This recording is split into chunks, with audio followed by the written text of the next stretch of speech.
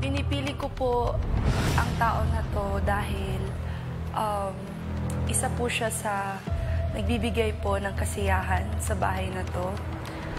And I can't imagine my stay in this house if it weren't for this person.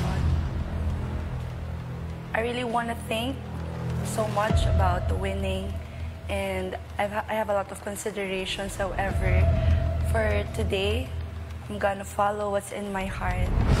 And I choose this duo kasi po, tagal na po namin pinag-usapan na maging kaduo. So, ang pinipili ko po maging final kaduo ay si Ate Klang.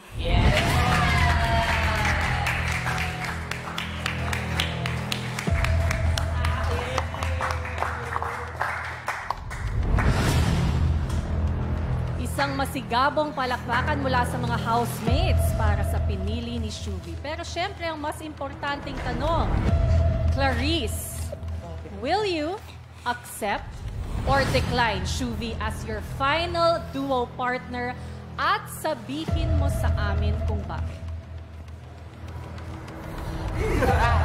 May lapel ka ba? Yes. Yung decision ko po, base talaga sa puso ko. And I think it's a unanimous decision. Tinatanggap ko po dahil, Shuvi, ikaw rin talaga gusto ko maging final duo. Alam mo yan. I think this is it para bumawi sa'yo sa pagkakasalba mo sa akin. Sabay kitang isasalba. Lalaman natin yung pangarap mo, pangarap natin. Tuloy-tuloy ang syukla. So, love you, Shu! Mula sa pag-dive sa pool, Clarice, mag-dive ka na papunta sa iyong final duo na si Shuvi.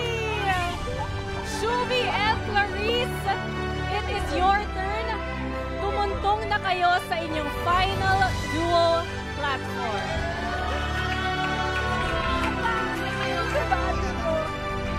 Shuvi and Clarice, maaari na rin patugtungin ang inyong medal.